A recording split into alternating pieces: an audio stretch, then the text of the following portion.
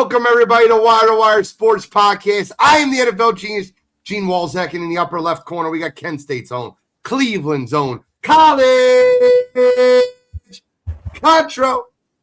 Gentlemen, how are we feeling today?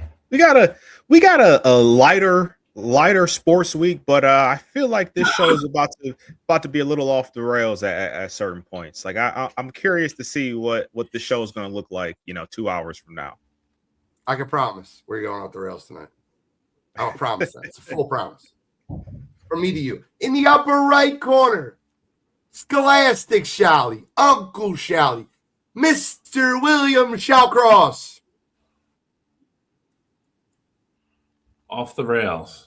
That sounds exciting. I'll sign up for that. So I'm in for that. Why not? Why would we not sign up for it? We got a lot to get into. Ton to get into. We're gonna rock out.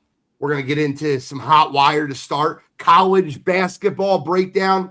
Cottrell's favorite loser from Kansas who doesn't like to play basketball.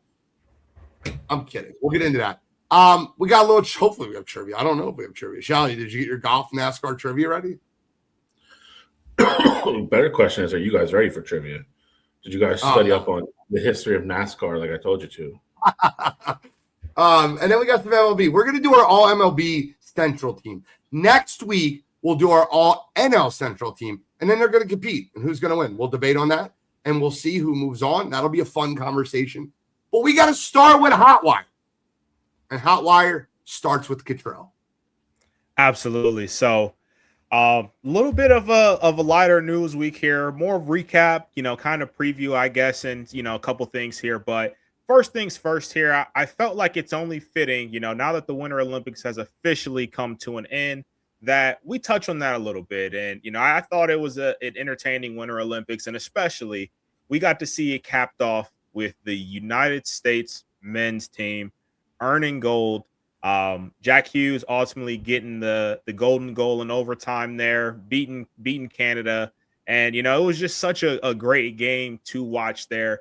I wanted to get your guys' thoughts, on the game in general there. And then if you had any just closing thoughts about the Winter Olympics in general, kind of throwing those in here as well. I mean, I want to ask the listeners. I do. I want to ask the listeners. And maybe I'm wrong. Maybe I'm tripping. By the way, that game almost got me back into hockey. It's been years since I've watched good hockey. And that was good hockey. It was very enjoyable. But I want to ask the question, and I'm asking for a friend. Nobody on this show did this. I'm going to relate it to football. If the United States Olympic football team, Cottrell, I'm going to ask you, Cottrell, who's the most hated team in the NFL for you? The Steelers. Okay. So if the United States football team was in the flag football Olympics and DK Metcalf caught the game-winning touchdown pass, would you be like, yes, USA, or would you say, DK? I just want to know. Was it a violation? I just want to know. Nobody did that, right? I would go USA personally. I'm not really a supporter of any Steelers there. I don't even draft them in fantasy football. So I would go Team USA. I'd be happy that it happened, but I'd be rooting for Team USA as a collective there. Collective, right? I get that. Shally, what are your thoughts on that? Would you? Cowboys, CeeDee Lamb catches the game winner. Michael Irvin back in the 90s. In that situation, it would be USA.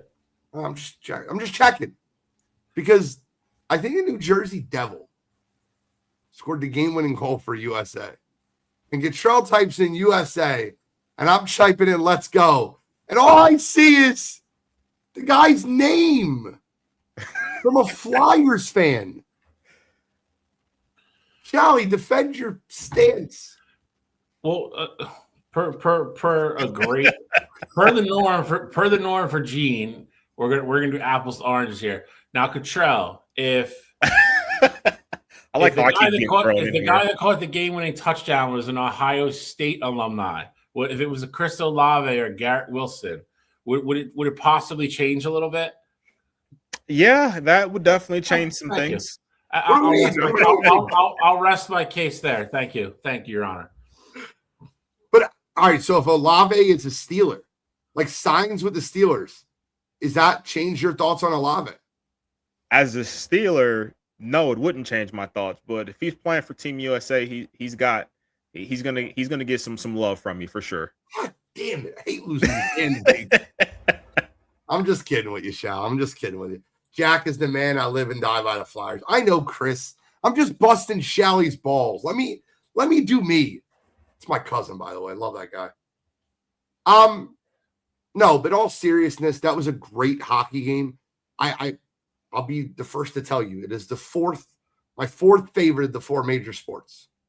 It's a step above grass ping pong.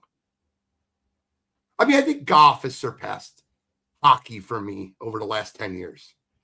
That's because you golf now. That's fair. Listen, it's all subjective here, all right? What were your thoughts on the game, Shal? That was a great game. I think U.S. started the game really well, and then, I mean, Canada really dominated from pretty much second half of the second period all through the third. Couldn't score. They got the game-tying goal, and after that, Connor Hellebuck just pretty much told everybody in Canada to get fucked. They weren't scoring anymore, not on his watch. And just listen. That's what you want from the Olympics. I think the only thing that kind of sucked is you're missing the Russian team, because the Russian team would have been loaded just like those two teams. To not have them there sucks, but that's a whole different. Why weren't they there, Bill? Because they're still out there killing people. I don't know. Listen, I'm not getting into politics, Jesus. We talked about the shows going off the rails. It went off quick. In war, you kill people. That's what you do. But not to get off on that tangent. But it's nobody from Russia is allowed to participate in the Olympic Games because of the situation with Ukraine. So that sucks, because obviously there is a who's who of Russian NHL players, not to mention all the guys that play in the KHL that are very good as well. So not having them there sucked. But I mean, as far as moments go, I mean, it's right up there, man. I mean, if you're a USA fan, it's as good as it gets. That Canada team was absolutely loaded, and they just got beat. Simple as that. I would tell all the Canadian fans that are still whining about the overtime format to just fucking cry harder. I don't know what to tell you. You had literally, debatably, the three best hockey players on the planet on the ice for you when you gave up the game-winning goal. I don't want to hear your bitching. I don't. Connor McDavid's the best player on the planet. Didn't they win 2 games in overtime to get there? Yeah. I mean, if you want to be real honest, and Canadian fans don't want to do that right now because like I said, they're still biting their pillows. They were fortunate to be there, really were. Quarterfinal and semifinal game, they were both losing deep into the third period, tied up, won in overtime. I would quite honestly tell you that team kind of underachieved. But again, that's don't let the truth get in the way of a good story. So I think the other part of that too is that during that game, like if you feel like you hate the overtime format or whatever the case may be, they had plenty of opportunities to score before overtime. Like they should be looking at themselves in the mirror as to why that game even went to overtime, because they had plenty of shots on goal. They had the one, I forgot who it was. There was it almost felt like an open net. It got over to the back side. Again, it's Nathan McKinnon. So again, if you take Connor McDavid out of the conversation, he's in a very small group of people that is the next best hockey player in the league. And then it's just there's bitch and a bitch. They just don't like losing because they're not used to it. Oh well. I mean, at the end of the day, I think they've lost. Now look, we got to exclude the last 2 Olympics because the NHL players couldn't go. But I think since the NHL players can go, I think they lost 4 times since 1980 total. And United States won in 92, but forgive me if I don't remember, but is 1992 a non-NHL year? The U.S. won in 80 and 92. It couldn't. Yeah, I don't think it was an NHL year. Either that, or there was probably something weird about that year because it's never counted towards. Like it never comes up. It's never counted towards like a meaningful gold medal for the U.S. I really believe Eric Rosenberg knows that answer. I feel like he'll tell us in the chat.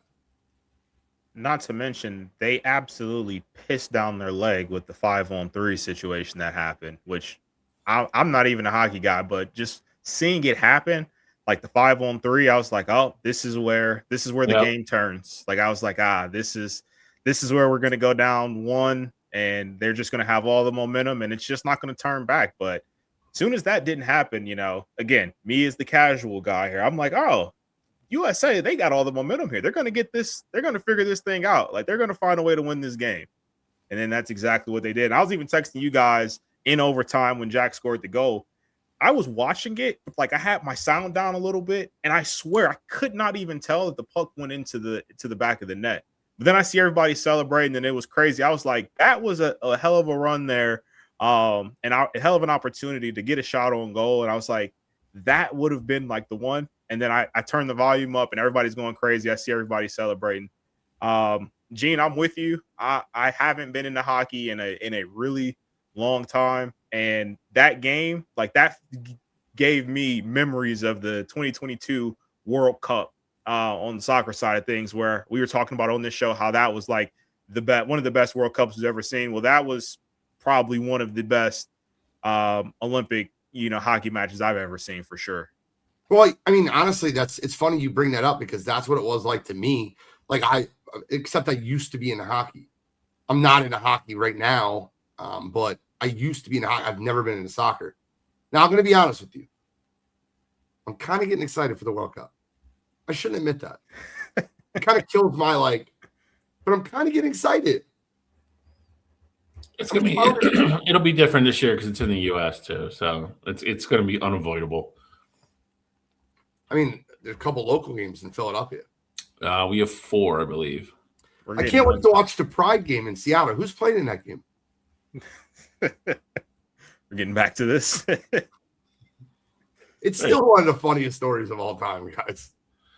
Egypt and Iran are playing in the Pride game, if you didn't know. Countries that ban homosexuality. One party like that. It's a very politically charged episode of Wire2Wire. What's political about that? All right, guys. Let's move on to the next topic. All right. So next thing here, we're moving on to the NFL Combine. So that officially starts tomorrow with all of the on-field drills.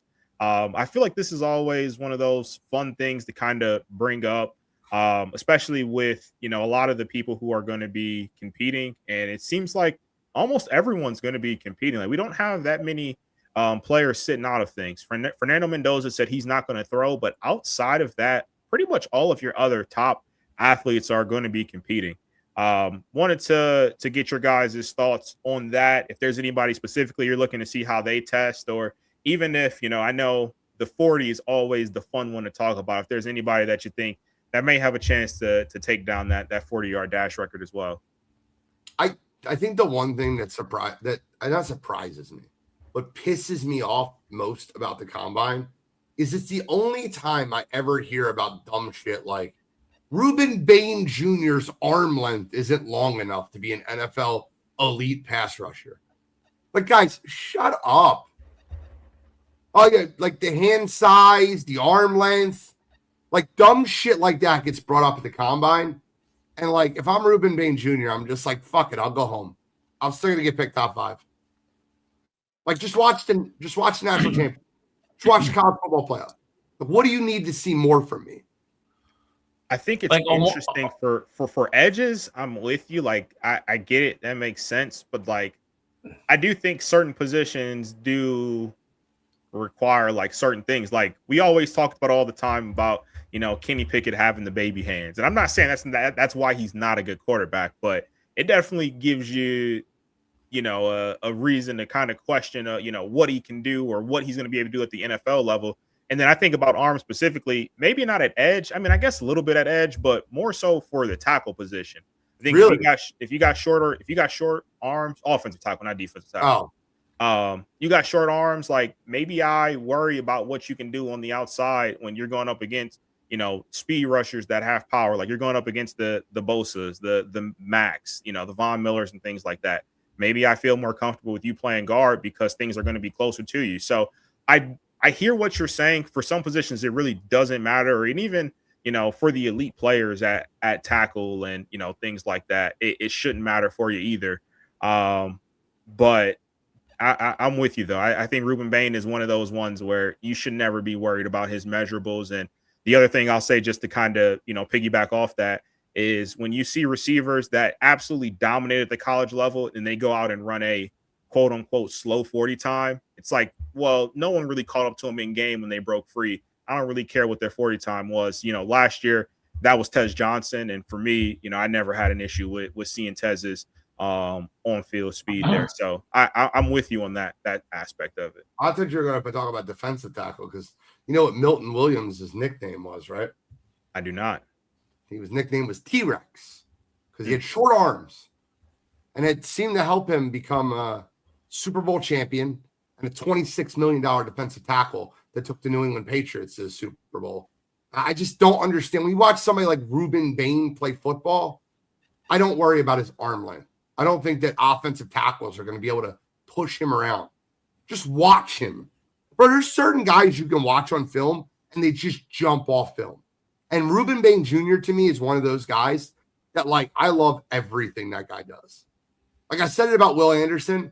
I'm not saying Ruben Bain is on the same, like, wavelength as Will Anderson Jr. is, but he's not far off. He's really good. I think he's the best edge in this draft. We talked about that before, though. As far as you're talking about when you're talking about the like anybody breaking any records at the combine, I don't know. I'll be interested to watch. I'll pay attention. But when all things are said and done, I guess my question would be, who do you think the next quarterback off the board will be after Fernando Mendoza? Is it Ty Simpson? I don't think anybody's ready to necessarily play in that next group after Mendoza. And on record, I wouldn't take Mendoza number one. But who would you take one? Not a quarter. I wouldn't take not a quarterback. I got you. He's the best quarterback in the draft, right? Yes. Okay. Yeah, but that's not saying a lot. I would. It's probably going to be Ty. I mean, listen, not for nothing. As much as Alabama struggled to do certain things this year, a lot of it was not on him. Their line was, very un-Alabama-esque, and they couldn't run the ball. That kid pretty much spent every game fighting for his life. Throws a nice ball. Again, I don't think he's anything other than probably a backup type guy. Maybe the Jets, somewhere down, later in the first round, use him as a bridge guy until they figure out what they want to do. But he's probably the next one off the board. But I think taking him in the first round is just an enormous mistake. But the quarterback position is what it is, and I'm sure that's probably where he's going to go. I see him being a first rounder, whether it be the Jets or I look at the Rams with their second pick in the first round. You get them to sit behind Stafford for a year, maybe two, and the Rams are never in a position to grab a top quarterback per se. And I'm not necessarily saying that I think Ty Simpson is a top quarterback. I'm just saying I think that could be a situation where you put him with McVay and you let him sit, you let him just learn, and he has talent, like no doubt about it. He's a former 5-star.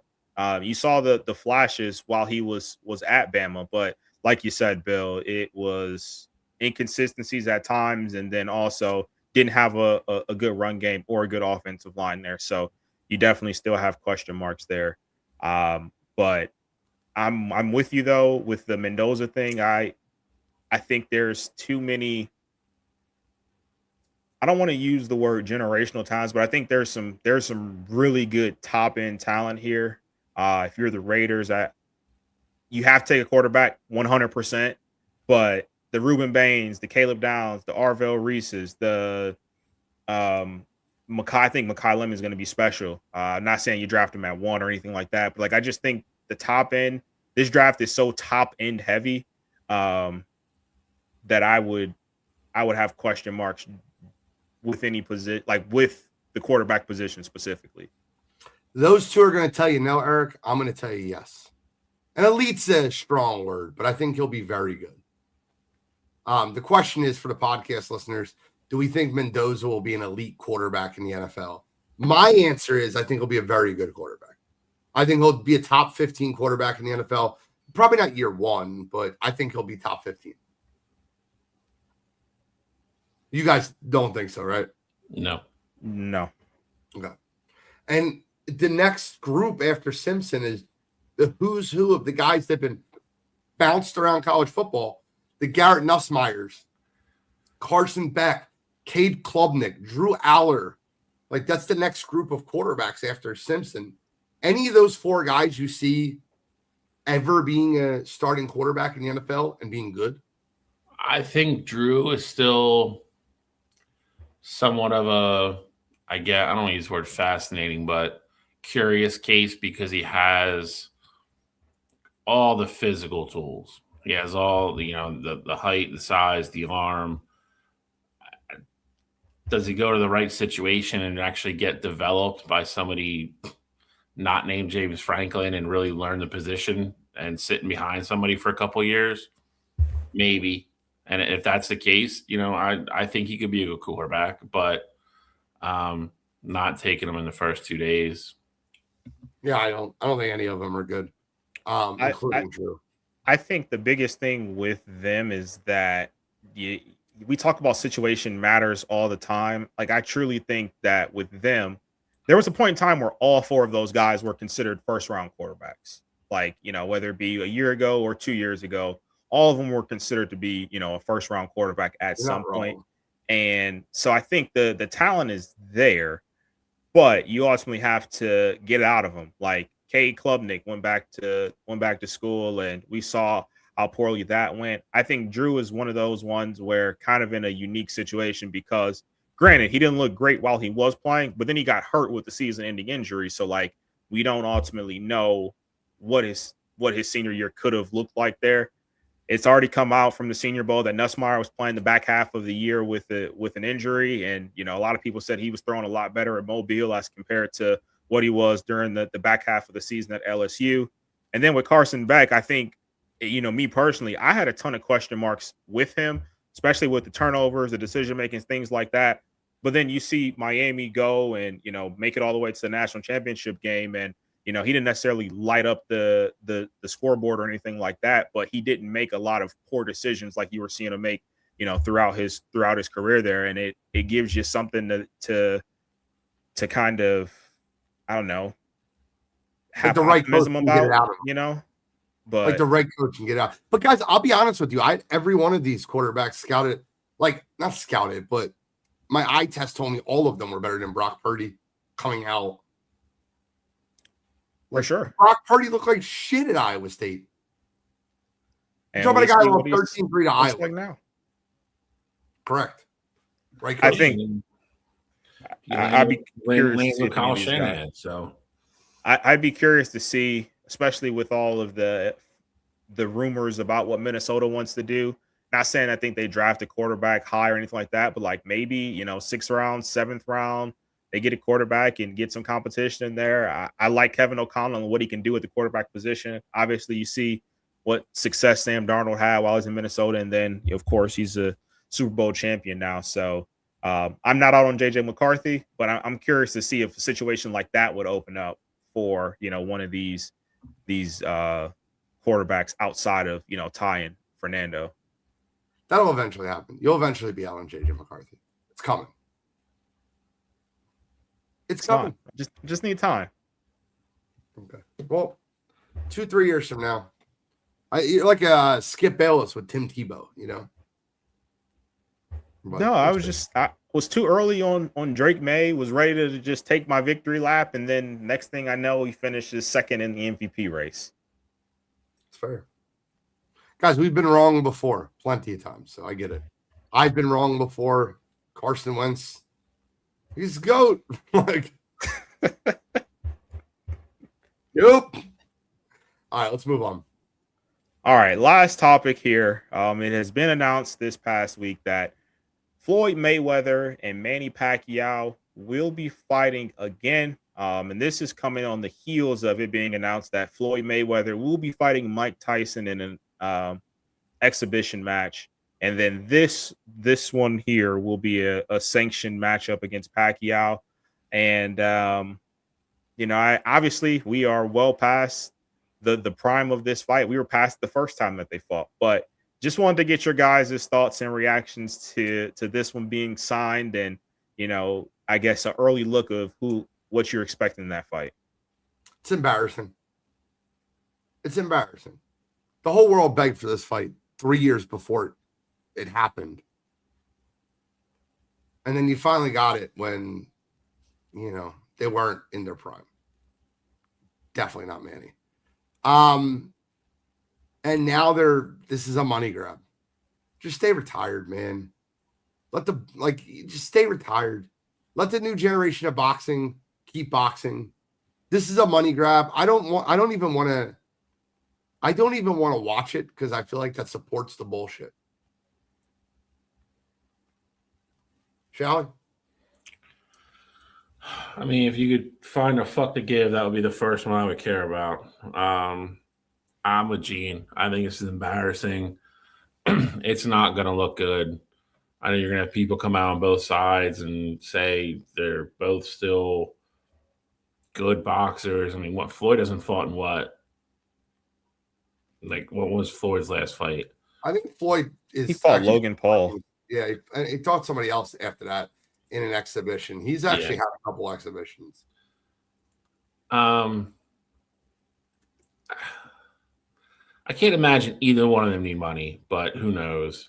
But he fought John Gotti in Mexico City in August of 2024.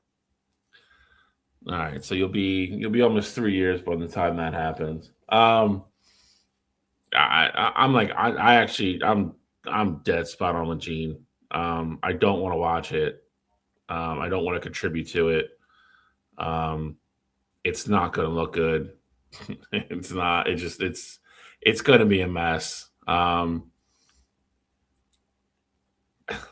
guess you tune in if you're really curious in hopes that if it's an actual sanctioned professional fight that maybe Manny wins and Floyd takes his first L, but that's not enough for me. I will probably watch anything else that's on before I pay to watch that. And I know we talked about it a few months ago, ultimately, but out of curiosity, if Floyd does take a loss in this fight, obviously I'm not going to say it tarnishes his legacy or anything like that, but we had the conversation a few months ago about Bud Crawford, and I know, we were kind of on the fence about if he was better than Floyd already or if he was right there. If Floyd takes a loss right now, does that change your opinion with Bud or give you the small boost that you need to get him over the edge, or what's your thoughts there? No, it doesn't change my opinion. I don't think this is a real fight. And if Floyd takes a loss, it is what it is. If Manny takes a loss, it is what it is. I don't think any differently of their career. That's like me saying, like, if Mike Tyson takes a loss, do I think he's not a great heavyweight? Like, he's 50-something. Or 60 maybe. I don't know. It's like watching Jordan play for the Wizards and being like, oh, see? Like, he's not that great. Like, yeah, we know people don't count that year. No. You shouldn't. You shouldn't, though. For me, it doesn't change legacy wise. Like Gene said, like this is a BS throwaway, whatever the hell you want to call it.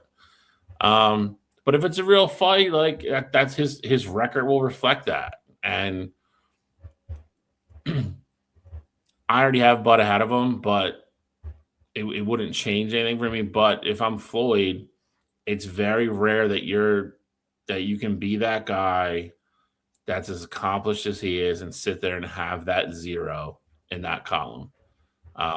It's very, very few and far between. I wouldn't risk it. Like I said, I can't imagine he needs money the way he lives. Maybe he does, but this whole thing is just dumb to me. I mean, it is dumb. You're not wrong. It's a dumb fight. So it shouldn't matter. So I'm going to ask you a question real quick, right? So, Control, do you think it matters? No, I don't think it matters at all. I was just curious of, your thoughts on it. Because here's the debate, right? Who's a better running back of all time? Frank Gore or Barry Sanders? Barry Sanders. Oh, well, Frank Gore has more rushing yards. He's got to be better. I think when you're comparing people, like greatest people ever, you have to really hone in on their peak. Now, if they have a short peak, like, so for instance, I think Calvin Johnson's peak is better than any receiver in the history of football. Problem is, he only had a 4-year peak. So, like, that doesn't put him ahead of Jerry for me. That doesn't put him ahead of Randy for me. That doesn't even put him ahead of T.O. for me because he had such a short peak. But, like, if you have a long peak, 6, 7, 8-year peak, the peak of your career should be what we look at. Not necessarily if a guy plays too long or, like, I don't view it that way. So, like, I'm not judging LeBron on anything he's doing this year. I'm not saying LeBron he's not the greatest player of all time because he doesn't play defense at 41 years old. I don't judge him that way. So I do have a question for you based on that, though. And it's football related. And it's going to go to receivers. Okay. Where do you have Antonio Brown then all time? 6th. Bill's face. That's crazy. No, I don't think so. I think it's actually really valid. That's why I was curious because I mean, you look at Antonio Brown's peak, and honestly, if he wouldn't have gotten traded to the Raiders, I mean, it would be a almost no doubt about it first ballot Hall of Famer kind of career. I mean, if he wasn't a psychopath, he would have been no doubt about it, first ballot Hall of Famer. Well, yeah, I mean that too. My question would be this, right? Who do you think is a better receiver, Antonio Brown or Larry Fitzgerald? I mean, I would go Larry, but Antonio's the better prime receiver than Larry Fitzgerald. Larry Fitzgerald just was consistent longer. That's the truth. That's the word though. Like Frank Gore is a perfect example of where longevity shouldn't matter because you have the fall off. I think if you have a good peak, but then you still have longevity, but you don't fall off a cliff and hang around for 3, 4, 5 years and getting 300 yards, 300, 400, or 500 yards of receiving a year. That's one thing. I think when you look at Larry, who had that longevity and really didn't have the steep decline until the very, very end, that I think matters. I think they're two totally different things. So I think your Frank Gore point was very accurate and right on the money. But I think there's other people who have the longevity that don't have that fall off that I do think, like, because I look at T.O. T.O. had a great peak, but he never really had that huge fall off until the very end. And then I think you get bonus points for having that longevity. If you could stay at that level for that long a period of time, then I think it matters. It's interesting. I don't disagree with what you're saying, but like, do you know Larry Fitzgerald never led the league in receiving yards ever? I mean, he also played never had a 1,500-yard. He also never had a 1,500-yard receiving season ever. I mean, he also played at the same time as Randy and Calvin. So I mean, I don't hold that against him. They never led the league in. I mean, that's the same time, brother. Yeah, I mean, it's not the same time. What do you Larry mean? Fitzgerald retired like 5 years ago. Randy Moss retired like 10, 12 years ago. So there's 7 years with either one of them not in the league. So the back end of his career, the back end of Fitz's career, he had neither one of them in the league. Calvin just got into the Hall of Fame, 2 years ago? And like Calvin came into the league in 07, 08, one of those two. So like they were in the league at a lot of the same time. And Randy was still elite in 2007 for what it's worth. So I mean, there was definitely a lot of overlap there. I mean, I get it. I just think that like when you break them down, you're asking yourself, would I rather have the guy that's really good for a long time or a guy that was great for a 6-7 year period? So like then you have Larry Fitzgerald ahead of Calvin Johnson then, right? No, right behind. Why is that different? What do you mean? Why is it different? The eye test also plays the eye test also plays a part of it. Like I look at Calvin Johnson and I look at him almost having 2,000 yards in a season and him being a literal cheat code. Like I get it. Antonio Brown was really good. There's only 2 other players outside of Calvin that commanded the attention that he did, and that's Randy and Jerry. Not to say T.O. wasn't great, not to say he didn't command a bunch of attention, but when you win the weeks against the Lions, you knew where the ball was going. Like you're double teaming Calvin on the goal line. There's Hail Mary plays where there's a better chance of Calvin coming down with the ball than the defenders. Like I like seeing Calvin play and just dominate football games and go over the top of people and just do everything to be great. For me, like that's more than that. I value that more than what I do with Fitz.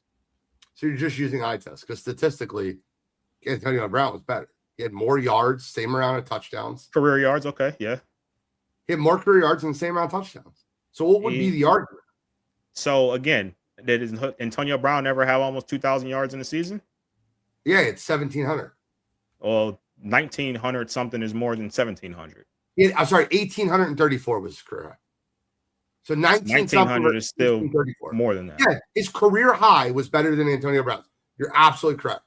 But who's better receiver? Who's better? Again, we did this a couple weeks ago. Who's better receiver? Calvin or Antonio Brown? Calvin Johnson's better receiver. Okay, but so what are we arguing about? Your Larry Fitzgerald argument just doesn't hold the same water. It absolutely does hold the same water. You're talking about not leading the league. Like what were the years that Larry didn't lead the league, but he had still crazy years? Like he only had 2 years where he had 1,400 yards. 2, and that's it. That was the max. That's incorrect. He had 4 years where he had 1,400 yards. 05, 07, 08, 08 and 2011. Yeah, 14, 11, 14, 31. Yeah, 14, you're right. Yeah. But he also had equal amount of years where he didn't have 1,000 yards. In 06, in between those two. In 2013. You say, no, don't you do that. Don't you do that. You said in between those years, 06, between 05 and 2011, that was the only year where he didn't have 1,000 yards and he didn't play 16 games. Don't do that. Yeah, he had 1,092 in 09, bro. Like, come on, bro. Is that not 1,000? I mean, this is your parameters we're going off of here. No, your parameters are exactly like, see, that's the whole point that I'm trying to make. When you watch those 2 play receiver, you really thought Larry Fitzgerald was the better receiver, peak versus peak? I'm saying if I had a draft and both of them were in the league at the same time. Yeah, because Antonio Brown's a crazy person. Take his mental out of it. You also knew that Larry wasn't dropping the ball. That's fair. But Antonio Brown returned kicks. Fair. I mean, I almost saw Larry Fitzgerald. I'm not going to say single-handedly, but Larry Fitzgerald tried to will the Cardinals to a Super Bowl win. Like I didn't see him. I saw Antonio Brown leave the field with his jersey off and his shoulder pads in the middle of the game. So it's different. Antonio also played on a bunch of better teams too. I mean, he did. Just curious as we're talking about this, how do you rank your top 6? Because I have Antonio 6. Like, what is your top 6? I'll give you mine right now. Like, Jerry's 1, T.O. is 2, Randy is 3. Yeah, I that's intentional. Randy is 3, Calvin is 4, Marvin is 5, Antonio is 6, and Larry is 7. Yeah, Marvin Harrison Jr. Yes, that's correct. If you know, you know. Interesting. Not Marvin Harrison Jr., sorry. I said junior like an idiot. No, I know who you're talking about. And what's your top 6, Cottrell? Mine would be Yeah, I mean, you guys know how I feel about Randy. I'd go Randy 1, Jerry 2. Crazy to me. That's Randy that's a 1. little wild, but yeah. Talk about a guy who's never watched Jerry Rice play football. I mean, I know Jerry is 1, but again, I get Randy's it. probably You're my good. all-time You're good. favorite football player. That's fair. You're good. Number 3 would be T.O., 4 would be Calvin, 5 would be Larry, and then I'd have Antonio right there at 6. I think that people disrespect Marvin Harrison Jr.'s career. I really wish anybody would just go look up his numbers.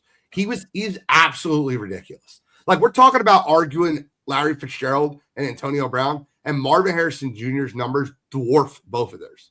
He also has a top 5 quarterback of all time for his You're entire absolutely career. correct. So that's fine. Okay, I agree.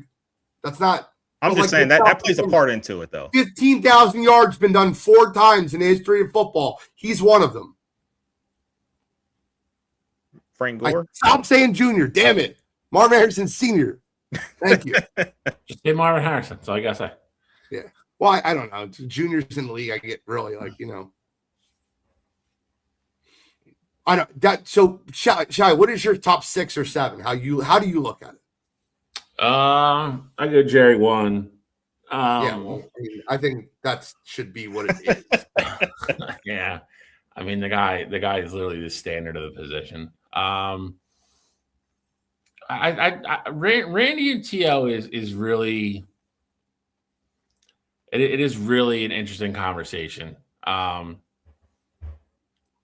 Because I think if you really look at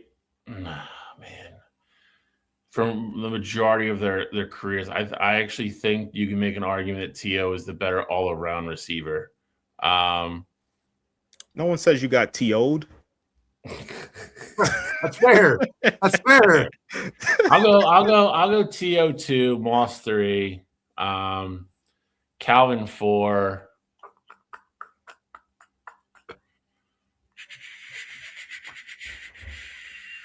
Trying to think. I'll go. Probably go Larry 5. It's close. And I would go Julio at 6. Julio at 6? Oh, wow. Talk about peak. That's peak right there. That's what that is. His 4 or 5 year peak was, I mean, he's got more receiving yards than Antonio does. You're not wrong. And he played on some horrible teams. I mean, Matt Ryan, Hall of Fame quarterback. No, I mean, before Matt Ryan. I mean, before they got really good. In a couple years where he lost a lot of games because it was that stupid fucking foot thing. But I mean, if you're going by, again, garnered attention and just the eye test, he's one of the best I've ever seen play. That's full eye test, though. There's like not one statistical category he's better than Marvin Harrison Jr. Not one. Like, not one. Not yards per game, not like touchdowns, not receptions, not like receptions per year, like nothing. Not one thing. But eye test, I get it. I watched Julio too. So, like, I'm not going to lie to you, bro. I hear your point. But there's nothing, like anything. No, I just, but it kind of goes to Cottrell's point. Like, if you flip flop those two, I don't think Marvin Harrison puts up the same numbers with Atlanta, and I think Julio would put up insane numbers if he played with Peyton Manning. That's a really fair point. I don't disagree with that point. That's a fun point. Good counterpoint. Punch your counterpuncher. Bang, bang, bang. And last thing here, I don't know when we're about to move on from it, but just kind of getting back to the combine here real quick. When you're talking about, like, just because we're talking about like Julio's, the Calvins, like, would you consider, like, Julio coming out of Bama was absolutely incredible. And I know we throw the word around, not we, but in general, society throws the word generational around a ton. Bro is a genius. Would you consider Julio a generational prospect at that time? Or do you think he kind of grew into that, ultimately? I think he was, mainly because he was kind of one of those. Big thing with Julio was how fast he was, but how big he was. So, I mean, you had that group that came out kind of all together with him, Larry, AJ Green, where it was kind of like a new kind of like, type of receiver. And so I think he was. I mean, the kid had everything, and he went out in the field and proved it. So, I mean, he was definitely – I feel like he didn't get drafted that high, though. 6. I think it's Yeah. actually Browns traded away. I think he was. I think he was. It's funny that we talk about like how some of these receivers look coming out. I feel that way. I feel like there's a generational talent in this draft. I feel like the best player in this draft is bar none, and no one talks about it. And now he's being mocked at 2, which is exactly where he should have been to begin with. I think the best player in this draft, and most no doubt about it, like walk him into Canton, Ohio, is Caleb Downs. And if you watch the guy play football, I don't know how you don't see that. Like we talked about Kyle Hamilton coming out of Notre Dame. He's better. He's better. Caleb Downs is better. And when you watch a guy, it's not just their physical talent. Caleb Downs is incredible physically talented, but it's here. This is what makes Will Anderson Jr. so special. The way he diagnoses plays, the way he can intelligently break down a football game. I think when I see this guy play, I see a top 5 safety ever to play football, and he's not played a down of NFL football. Yeah, I mean, listen, I mean, we've talked about Caleb. I mean, it feels like forever now, but it's really only been like 2.5 years. But yeah, he's that next, to your point, the next great safety. I think Kyle Hamilton's a great point. I think Kyle Hamilton's probably a little bit bigger, but Caleb he doesn't have a hole in his game where Kyle, I think, I don't want to say had a weakness, but there was definitely things he needed to improve on a little bit when he got to the league. As great as he was, Caleb's going to be plug and play. Like you said, he thoroughly understands the game of football and he thoroughly understands defense. He's going to be a kid no matter what kind of system you have, however you want to use him. And he's athletic enough that I think he's going to be scary because I think if he goes to a team with a good defensive coordinator, you're going to be able to use him in a lot of different ways, which is, the luxury that Ohio State's had the last 2 years. So he is, I don't know if you can draft him number 2 just because of the position. I feel it's kind of that like faux pas of, you just don't get the value there. But I agree with you. He's probably the best. He's probably the best player in the draft. I'm not saying he's going to be Ed Reed because Ed Reed's just different. But if you knew Ed Reed was in the draft before the draft, would you not take him at 2? Yeah, I mean, yeah, I get what you're saying. I'm not saying I wouldn't even be afraid necessarily to draft him in 2. Like if you're drafting 2, you obviously have holes all over your team Everywhere. And if you don't have a stud safety, I don't know how you're getting better value than drafting at number 2. You're not worrying about taking, and making a mistake on a quarterback. And again, I think you're getting the universally agreed upon probably best player in the draft. Correct. And my mantra on that will always be draft good football players early. Like, I think positional value is so overplayed, and I get it in a sense. Like for the running back position, I 100% understand it. But with that being said, there's certain players that kind of break that mold, right? So like with Atlanta, for example, Bijan Robinson, we talk about it being a mistake and things like that. At the end of the day, Bijan Robinson right now is a top 5 running back in all of the NFL. And honestly, that's just me lowballing it. Like he's probably top 3. He's not 3. I agree. But with that said, a lot of people were like, oh, Bijan, they didn't need that, blah, blah, blah. You take good football players and you find a way to work it out later. That's always my mantra, and that's how I feel about Caleb Downs. I think if you have the hole there and he can come in and be your starter day 1, you take him, especially if you're a team that has a lot of holes. They didn't have an interception last year. You want to bet that changes next year? Hey, if I'm the New York Jets, and I'm telling you something right now, this is crazy to think. I want to draft a winner that's going to come in and change the culture of my team. Why not draft Caleb Downs if you want a winner? Like, I don't know. It's crazy to me. Positional value. And I get it. I just don't care about it. Either. And by the way, you talked about running back is not a position of value. I'll tell you something here. If I was a GM, I would draft running backs in the first round all the time. I'm going to tell you why. Because when are they good?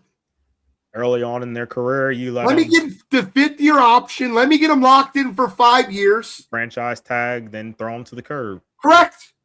Because that would be my first. And I'll pay them low. I don't have to pay them.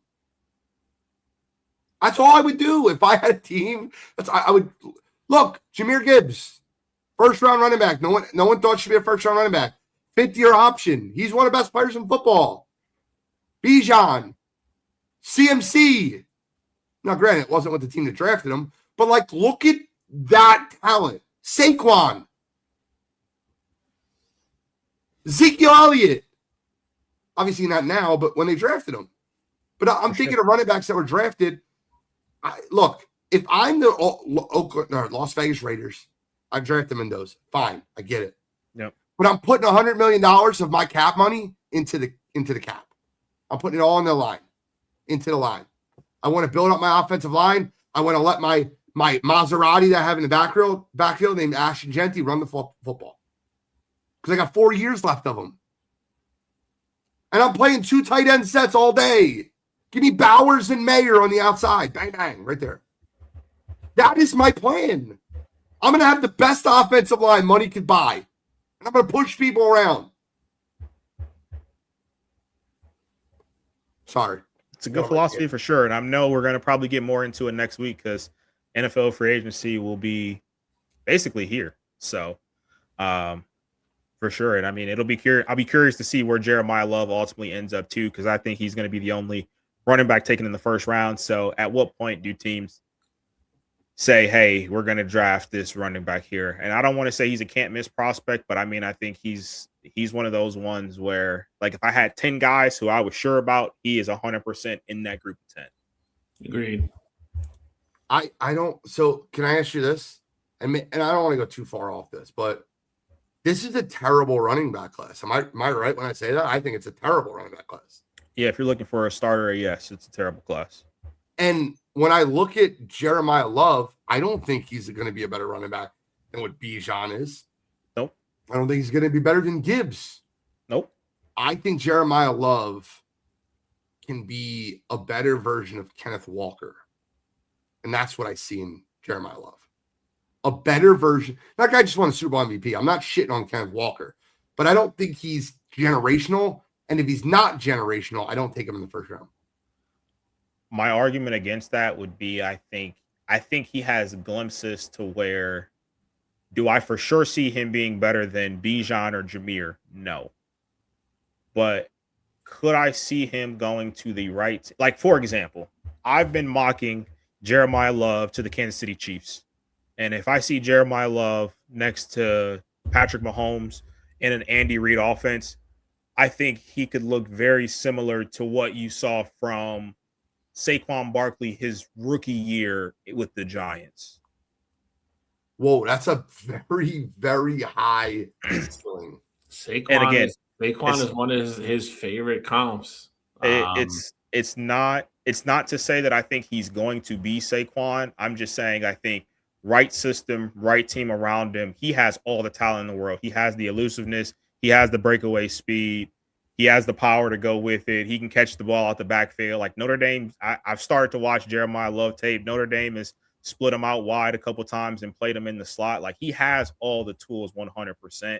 I just think he needs to not be in a spot like Genty was, where you just kind of get run into the dirt behind an awful offensive line and a bad offense, and you just don't have that production there. I think in the right spot, though, he can absolutely bloom into, a top 10 running back in the league all day long. I was going to say, I think he's a top 7, top 8 guy. I don't think he has the ceiling of Bijan or Gibbs or kind of what Saquon's turned into now. But I think he's in the next group.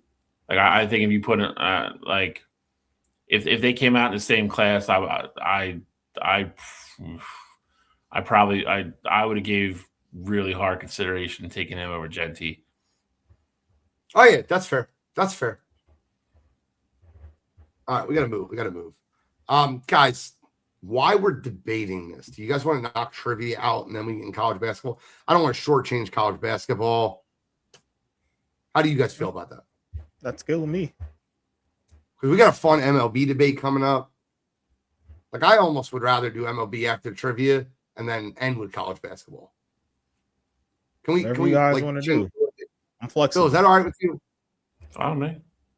All right. Trivia is ready. Me and Kittrell. After last week's robbery. I mean, this is going to take 25 minutes anyway, so. It better not. The last 10 Olympic curling countries. I'll just concede. I would say I wouldn't even do that because that'd still be too easy. You guys would just get it out of like process of elimination. All right, here we go. I got it as basic as possible as I could do. NASCAR's 2 races into their season. My he God, really actually, did it. Tyler Reddick has won both for Jordan 11 Racing. So we're gonna go with top 10 most laps led in NASCAR history. Good luck, Control. All right. I mean, I'll go with the guy who it felt like my childhood won it all every year. I'm gonna go with Jimmy Johnson. Jimmy Johnson's number 9. I give you credit. That's not the question we're really going to do, but you did get one right. I would have Jeff Gordon, but Jeff. All right. Well, now for shits and giggles. Now we're gonna see how far you guys can go. This isn't the real question though. Jeff Gordon's number 6. I'll go Richard Petty. Number 1. Dale Earnhardt. Number 4. Who else do I know from NASCAR? That's 4 for 4, by the way. Hey, that's good. That's good stuff right there, Gene. It is. There's maybe this is where it stops though. This is a good one right here. I don't know how that's on the list. Lightning McQueen, baby.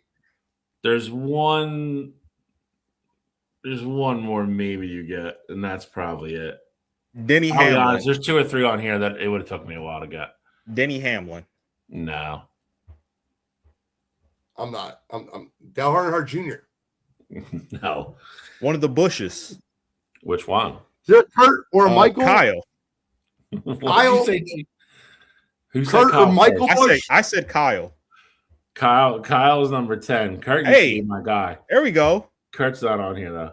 All right, here's the real What question. about Rusty Wallace? Oh shit. All right.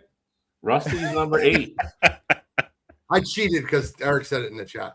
I'm turning the chat off. Chat's off. Gene, we would have been all right there. You got 6 of the 10. I'm kind of impressed. You should be. I'm a flexible guy.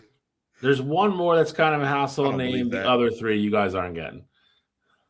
Okay. All right, I'm out of that. All right, real question. Here we go. He actually had a NASCAR. I wasn't fucking with you.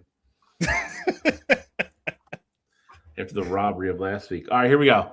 In the spirit of baseball, we'll segue trivia right into baseball. That's how good I am. Top 10 active run leaders in Major League Baseball. Okay. I will go with Mookie Betts. Mookie Betts is number 6. Mike Trout. Mike Trout is number 5. Freddie Freeman. Number 1. Oh, that's a good one. Goldie. Number 3. Bryce. Number 7. It's a good one. Trey. Strike 1 for Gene. Really? Leadoff hitter, steals bases. It's kind of wild. I'm gonna go with I'll go with Giancarlo. That'll be strike 1 for you, sir. I gotta start thinking now. Oh, I got Lock another it. one. I got it. I got one. I got one for sure. Hey, you're interrupting my thinking time. Good. Blah blah blah. It's working. It's working.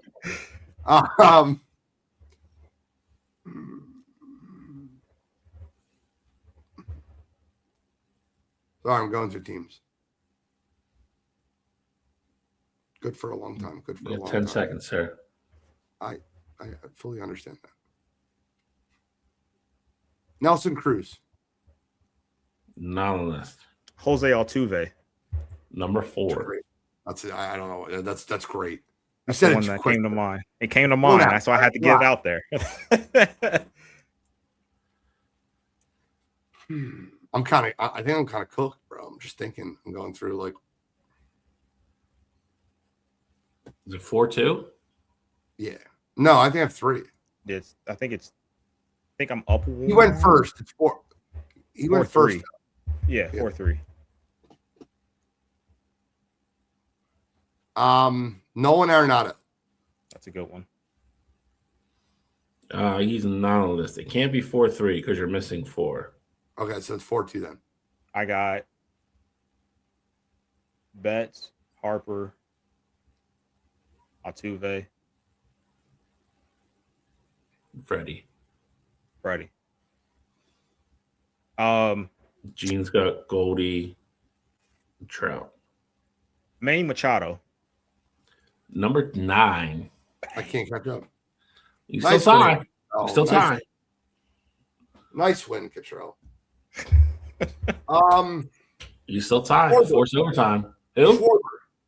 No. Jose Ramirez. No.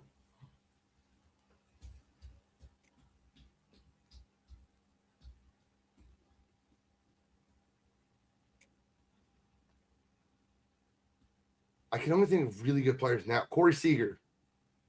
No. Carlos Correa. Nope. You guys are hitting a lot of people from like 11 to 25, though. I got another one. I mean, you got another one, you win. No, I'm just saying, like, I thought of another name. That's what I'm saying. Why am I so blanking on this? Number two is surprising. Number 8. Andrew McCutchen.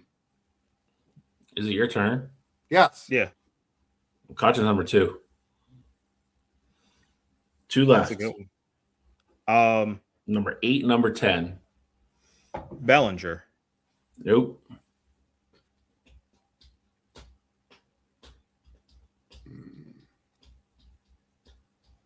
Eight and 10.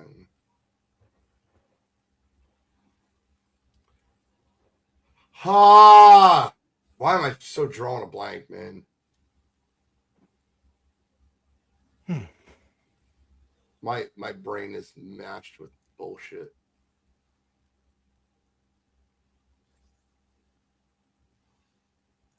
Ten seconds, and I'll give you guys hints.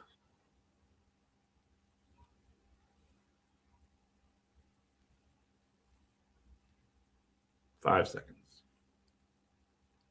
Acuna. No. I knew it wasn't. I just said his name. I didn't want to time out without giving a name. All right. So one guy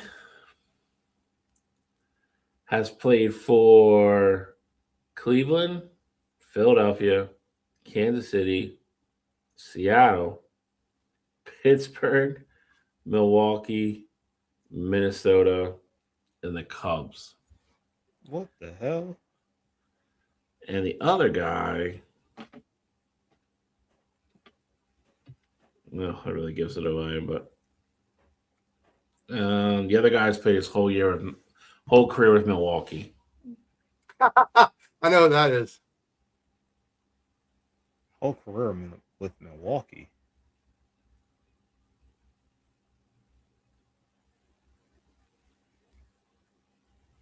See, I feel like I want to say Christian Yelich. That is correct. He didn't play his whole career in Milwaukee. Played for Miami. Oh, Miami, Milwaukee. Yeah. Yelich is number 10. I didn't know that he Give a played in bad Miami. hit. That's crazy. It's actually crazy because I literally didn't know he played in Miami. And number 8. My other guess was is Carlos Santana. That's number 8. Yep. Great one. Killed me, bro. Dominated. Turn the comments back on. Hopefully people are laughing at me. I said Schwarber. I got it wrong. He's too young. That's a great answer. Probably not. Great answer. You guys killed it in the chat. Way better than me. Show hasn't been playing long enough. I know. I wonder, guys. Do you know how close Judge is by chance? He was a little further down. Trey Turner was like 17th. Who was 11? Fuck. Closed it. I don't worry about it. We'll get college basketball. It's not. I mean, I think it's fine. I actually think Arenado was 11. So close. I was so close. New year, new Guys, me. we have a fun thing for baseball right now. I see you guys are locked in baseball. We have a fun thing that we're going to start. Each year we used to do top list. We don't want to do that anymore. I want to do something more fun this year. And kneecap biting, I'm so glad you're in the chat because I know you're a Detroit fan. So we are breaking down the AL Central, and we are making our all AL Central team. And that team is going to go against next week's team, which will be the all NL Central team. And then we're going to do it for the East, and then we're going to do it for the West. So when I was putting together the all AL Central team, guys, this shit's loaded. Like, absolutely loaded. Agreed. Way more loaded than I thought it was. So, can we agree our starting pitcher is easy and we can just move on to the next one? Tanner Bybee? No. I'm just kidding. Tariq Skubal is your starting pitcher. I was about to be like, this is really how we're going to start this shit. Absolutely. He's moving forward. Yes. Shally, start us at catcher. Catcher, believe it or not, I think is a little bit closer. I think you can make an argument. I think overall production, still though, I think you have to give a slight nod to Salvador in Kansas City. Okay. I'm with Salvatore also. I would agree there. No quorums for me yet. Dingler or the Indians guy? Dingler. If I'm going a backup, Dingler is my backup. Yeah. I think he's closing the gap. Naylor can't hit. Well, not consistently. Most catchers can't. First base, where it starts getting debatable. Well, you know who? I don't know if you guys have saw, but you know who the newest Guardians first baseman's most likely going to be this season? Who's that? Rhys Hoskins? One Rhys Hoskins, your old friend. Guess who I'm not picking? I mean, I think Vinny Pasquantino is the answer, but I am with Gene on this one. I'm with Vinny as well. I have no complaints there. We are. You want to start second base? Second base is kind of wild because there's not really any elite second baseman in the AL Central. There's no one that's elite. You're right. Who did I have here for this? I think I wrote down. I had Gleyber Torres for my second baseman. I mean, it's not a bad pick. He's probably like right now might be better, but I'm going to take the young kid. I'm going to take Colt Keith of the Detroit Tigers. I think he's young, up and coming. I think he's like 21 years old. 24 actually. Just looked it up. I know we're trying to make the best team now, so I do agree with Gene's sentiment. But if we're going for known quantity, and I guess kind of I guess where we feel the most comfortable, we know what we're probably definitely going to get out of somebody. I would have to go with Cottrell on this one to go Glaber. Well, the nice thing is that next year we won't have to have a debate on this because it's going to be Travis Bazzana next year. So I have him on my dynasty team. Nice. I mean, shortstop and third base should be not debatable. Yeah, this is probably the second and third easiest selections. Bobby Witt Jr. is my shortstop. Jay Ram is my third baseman. Yep, same. No doubt about it. Outfield, 2 out of the 3, in my opinion, should be. Talking about Riley Green and Stephen Kwan. Yep. Yeah, Who's your third? Mine's Parker Meadows. Another Tiger. I think the Tigers are going to be really fucking good this year. I'm just jump on the Tigers bandwagon like I did last year now. I mean, you were right. And guess they didn't win the division, so who was right? Yeah, don't say that. It's all right. So they're going to be good. I think they're going to be really good this year. Yeah, they asked Cranberry. They are going to be a pain in my ass this year for sure. Pitching staff's going to be loaded. I have Meadows. Who do you got, Shal? Third outfielder. Kind of torn on this one. Meadows is one of them. It just all depends on this guy stays on the field or not. I already know who you're talking about. Yeah, he's more talented. What? He's more talented, the guy you're referring to. Yeah, I'm going to go with Buxton. Definitely a more talented player. I think Byron is going to probably DH a lot more this year. I would probably go Parker, but Byron is incredible. But like I said, I just think he's gonna probably be a DH more often than him playing out in center field. I think they just have to get him. He almost has to get the Trout treatment, and at least split, because he plays the game hard and he runs into walls and stuff like that. And it's part of the reason he gets hurt all the time. So I was going to say they got to try to keep him out. Granted, I don't think the Twins are going to be that good, so I don't think they're going to necessarily try and save him from anything, but got to keep him out there on the field. So do we do DH? Because there's not really in this division. I was looking at it, and there's not really like a known quantity DH. Like I guess the closest one would be Kerry Carpenter. I just don't know. Kerry would probably be that guy. Or Kerry's more. I think Kerry's more of a DH than he is an outfielder. But that's what I was saying. He'd be a DH. He said Spencer Torkelson. Isn't Torkelson? He plays. If he could play first, he can DH. Spencer. I mean, Spencer's another guy at least would be nominated. You definitely have to discuss. But that's the problem with DH though, bro. I think he's more of a first baseman than anything. Like if we're picking the best lineup, though, I guess you go Byron. I would go Byron at my DH. Yeah, like you know what I mean, and he doesn't get hurt. Exactly. That's what my mindset would be. If you're just going your best player there, that didn't make the field. You can go Byron Buxton or Spencer Torkelson. Yeah. But if you're going with a guy to DH primarily, like how are we doing that? We didn't really discuss that part. That's my. I mean, I think Byron will. I think he'll have more at bats as a DH than a center fielder this upcoming year. Also, are we going overall bullpen or closer? Because I put closer, but I'm fine with either one. I think we should close. I think bullpen gets kind of convoluted. Yeah. Then it's Kate Smith. Okay.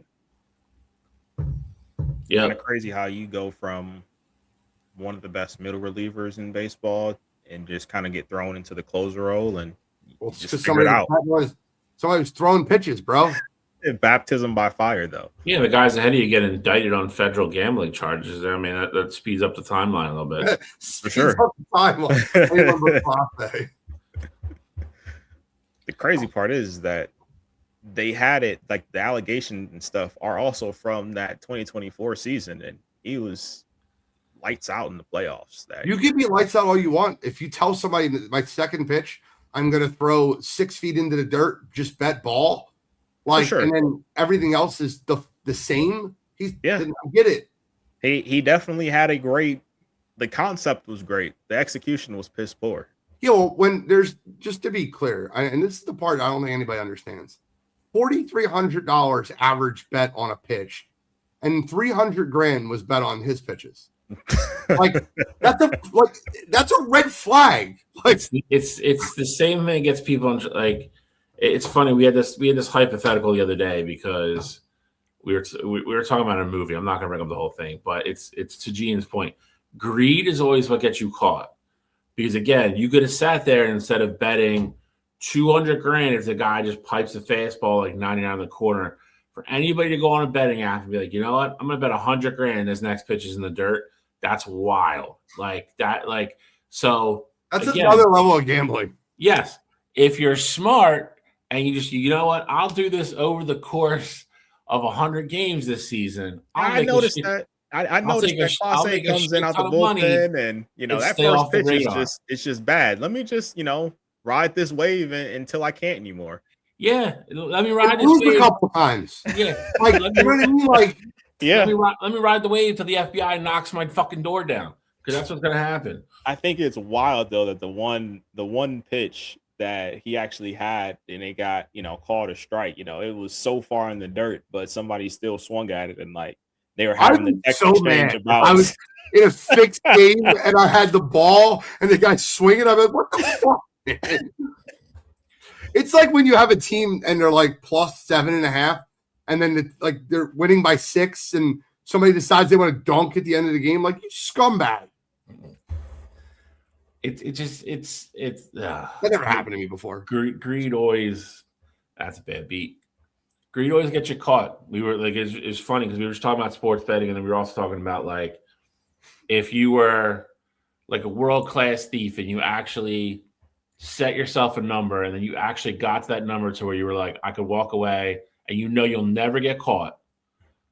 You walk away and live comfortably or whatever, or would you just keep going and pressing your luck? And it's usually the people that just keep going and then they eventually get caught. Good luck, brother. I hope you feel better. I'm just shooting him. He's been in comments. Thank you. I think this is going to be a fun, breakdown. And I think that we got to figure out one, like in the matchups, one matchup that's like next week should be fun. We're going to do.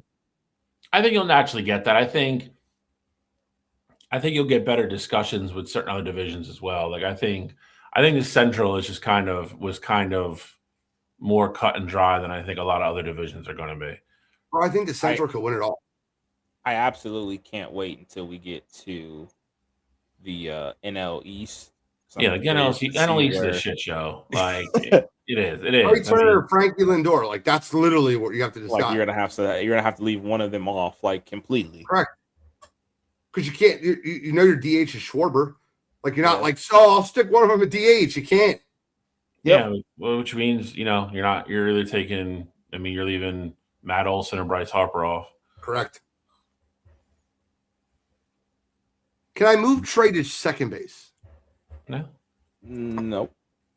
I'm kidding. Guys, let's talk about the World Baseball Classic. Starts next week. March 4th. Yeah, next week. I think we're on a crash course for the Americans versus the Dominicans. That's what we thought last time, too. I don't think Japan's got the team or the horses this year to really compete.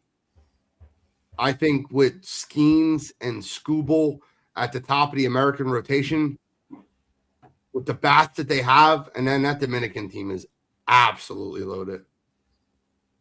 Is there any team that you can see knocking off the Americans or Dominicans in this World Baseball Classic? I was just having the biggest thing with the American team is the lineup is going to be similar, but the pitching is going to be drastically better than it was last time. You mentioned Scooble and Skeens, and last time, I think Kelly was our number 2. So it's going to be a very formidable team. I think pitching wise, I think top to bottom, I don't know if anybody has a better staff than what the Americans are going to roll out. I don't know how you can. You have 2 best pitchers in baseball. But my question would be though is that Kneecap actually just said it. So Scooble said he's only pitching 1 game the entire thing, and Skeen just come out and said he's only planning to pitch 2 games for the entire thing. Do you think that messes with the momentum, or ultimately what you want to do out there, or?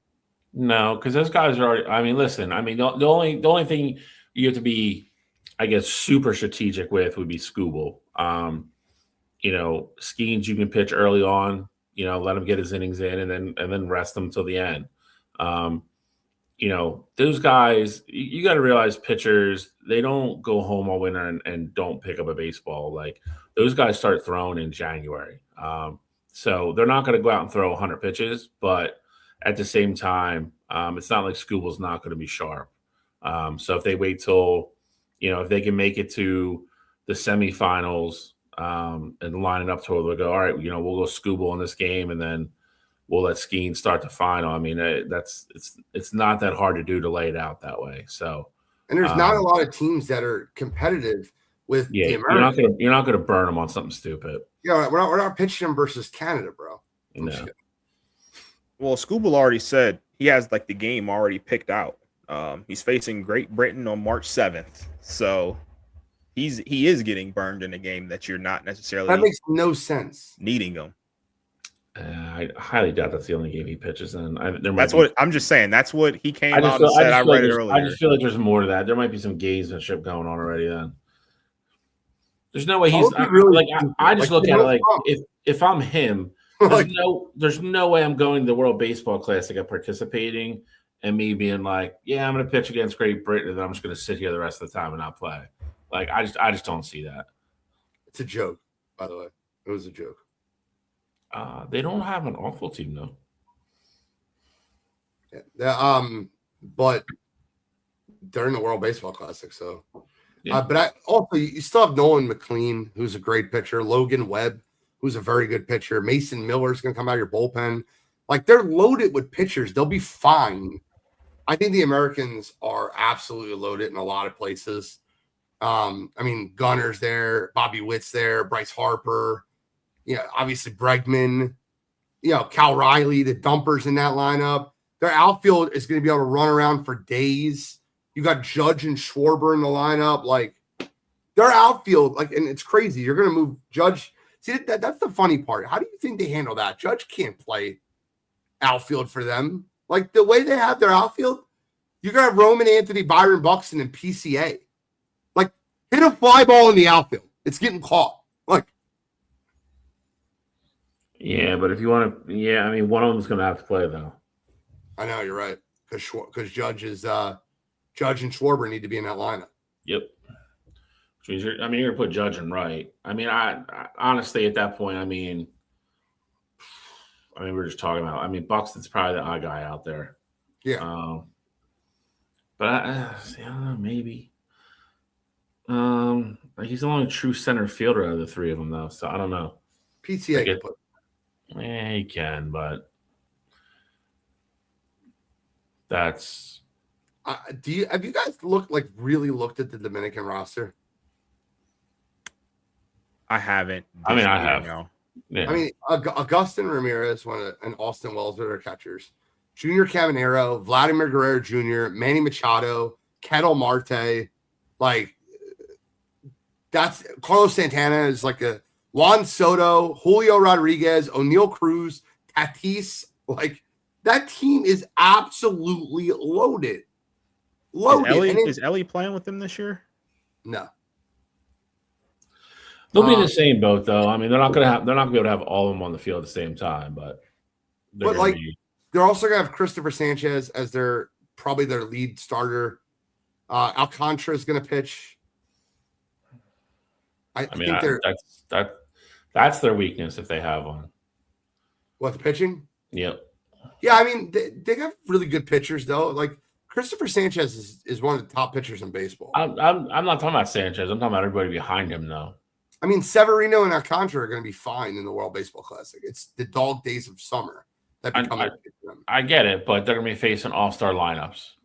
None of those guys are not anywhere close to what they were 4 years ago. Rotate them at DH. I get it. All right. What's your prediction for a World Baseball Classic? I go Americans over Dominicans. I mean, who did Japan really lose? It's not who they lost. They can't pitch Otani, which is a huge, I get it, but like that's it. I mean, I'm going U.S. over Japan. Did Yamamoto pitch last time? Yes. Yes. I mean, last time you were on here, you were telling me how that team could win the World Series. So now you're telling me Shohei can't pitch, and now they're not. So that team still could win the World Series. This is an all-star team. I get it. They faced all-star teams last time. So, I mean, if you're telling me the only difference is Shohei just can't pitch this time, I don't think he pitched a ton last time. USA over Israel? Like, that's not serious. Israel is like one of those teams, like, it's not awful because of that. Here come the politics again. But I think if you can claim – I think if you're Jewish, I think technically you can play for Israel.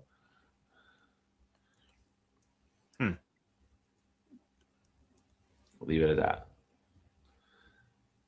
All right, well, I'm going U.S. over Japan. Okay. No one's being bold and taking another country over the U.S. I mean, you can. Nah, I won't do that. I'll take the U.S. I'll take the U.S. over. You say the Dominican Republic full lineup, and I fully think that. I mean, I'd be very shocked if they're not there at the end. I'll take the U.S. over the DR. It's so insane. Like, and the thing, Frankie's not even there. Flag, Manny Machado, Ketel Marte, like Junior Caminero. Their outfields, they're gonna have to sit one of Soto, Tatis, Julio Rodriguez, and O'Neal Cruz. Like, what are we doing? Well, I mean, God willing, hopefully they leave Soto out there, but I doubt they will. He'll probably just DH. Who's their shortstop? I mean, obviously, I know it would have been Frankie, and he was planning on playing before he got hurt. But Ellie not being there, who's playing short for them? I mean, Machado played shortstop for them the last time in the World Baseball Classic. I mean, I guess they could start Pena. Oh, they got Jeremy Pena is with them. Yeah, that makes sense. I'm just trying to figure because they might start Machado at short again. He played for them at short last time. He likes playing shortstop. Like he came up as a shortstop before he moved to third. I don't know if he could play short anymore, but I don't know who the other third baseman would be. I guess it would depend on which combination's better. All right, let's get into some college hoops, boys. College basketball. Let's do it. Where do you want to start, Joe? Where do you want to start is the question. You know where I want to start. You know exactly. Let's talk about it. So I did my due diligence finally. I didn't get a chance to watch a lot of them. And I finally did. And I'm going to tell you something right now. I don't want him on my team. I'm looking at another Ben Simmons. Darren Peterson is a fucking loser. I don't want him anywhere near my basketball team. I don't care how talented he is. He checks himself out of games. He half-ass plays. He doesn't try on defense. It's just a showcase for the kid to make the NBA. I can't stand him. So, Cottrell, tell me why this guy should be the number one overall pick. I mean, I'm not necessarily going to advocate and say he should be the number one overall pick. because I think you still do have AJ and you got Cam, and both of those players are absolutely in the running for that pick. However, my pushback, I guess, would be is you say it's a showcase for him. Like all he's doing is going out there and showcasing that for the league, essentially what he can do. Well, if that was the case, like I think right now, no doubt about it, top 5 pick, right? Would you agree with that, Darren Peterson? If, Yes. Everything, checks out and, teams Couldn't aren't be, but thrown yeah, off I don't of want him. him on my team. But talent-wise, you'd say top 5 pick, right? Talent-wise, he's number 1. Okay. So with that said, he's played enough games already. And obviously we see he keeps kind of checking himself out of basketball games. Could he not just shut it down and say, I'm going to focus the rest of my year on going pro and, rehabbing and getting better and going from there? Like, wouldn't that be an option for him at this point? Would it be shocking to you if he opted out of the tournament? No. That's crazy. That's a loser. I don't want losers. Listen, John Suggs, I think you were the one that said it, so I'm going to give you credit. You might not have been. You might tell me I'm wrong. But, John, do you remember the arguments I used to get into about 5-6 years ago, 7 years ago about Ben Simmons? And everybody's like, yeah, but I don't want him. He's a loser. The guy doesn't try to win. He doesn't care about his team. And I was dead wrong because that's exactly what he was. But you have to listen to your own, you have to learn from your own mistakes. And learning from your mistakes means I don't want Darren Peterson because the guy's a loser. And I don't want a guy that doesn't care about winning. I want a guy that competes. So when you draft somebody number 1 overall, what are you hoping they become? Superstar. Right? Do you think Kobe Bryant, if he was in college basketball, would, let me check out. Had enough. Do you think like some of these guys that are that competitive would want to not play and not win and half-ass it on defense or really kind of put the effort forward, check themselves out of games that aren't do you think that mentality is what you'd want in an NBA locker room? I want someone that would give anything for the win. That's who I want. I want Tyrese Maxey. I want a guy that gives everything they have. It's not narrative. I watched it. It's not narrative. I watched it with my own 2 eyes. My question though would be, if it comes out that he was truly playing through injuries game in and game out, and that's why he was checking himself out, would you not feel like an asshole for saying, No. The kid's a loser? No, the kid's averaging 1.4 assists per game. The kid's averaging less than 4 rebounds per point game. Guard. He's a 6'6". My guy, if you can't get a rebound, you can't bro. He can get a bucket. He can get a bucket. You're not drafting him to play defense or rebound. I'm just saying. I hate when someone says narrative. I'll give you 3 games to go watch. Okay, if you don't want to believe me, go watch the Iowa State game, go watch the Cincinnati game, and go watch the Houston game. And they won the Houston game. But watch him in those games. That's 3 games in the last 2 weeks that I watched. And we talk about narrative. Go watch him play. Again, I'm not saying that you're necessarily wrong here, Gene. I think it's right. it's very possible that you're right. But with that said, you know what this reminds me of? And this one hits close to home for me. Oh, you're gonna say Ant, aren't you? No, not Ant, but Ant is a good example. We didn't necessarily think Ant was a quitter. We just didn't know if Ant loved basketball. Like, if he was going to put in the time to, go to the gym and work on his craft and do stuff like that. I was going to say different sport here, but this reminds me of Jackson Smith and Jigba's time at Ohio State and what happened his last year there. Because I remember you being overly critical of him about, sitting out games, and he didn't come back for the playoff and things like that. But we haven't heard a peep from JSN since he's been in the league. Like, there's never been question marks about, who he is as far as working hard, or if he's going to, sit out or half-ass things and things like that. So I'm just saying, if it ultimately comes out, I think it's possible to come out that Darren Peterson was actually hurt and he was just trying to play basketball for his 1 year that he's going to be in college before going to the league. Like, I think that's possible. But I also think that it's hard to ignore what you see with your eyeballs. And you see him going up to Bill Self like, hey, take me out the game. Like, I'm not feeling right. And then he's not playing, late in games. Or the fact that this seemingly happens whenever they're in a big time matchup, whether it be, Houston or Iowa State or, any of the big time schools that you're seeing Kansas play, seems to be when he's injured. So, like, again, I'm not saying you're wrong. I'm not saying you're off base. I'm just saying I don't have as firm of a stance as you quite yet, because I feel like the jury's still out. Charlie, I'm going to ask you in a second, but I want to read. I appreciate your comments. Let me just be very clear. Let me give them their due respect, right?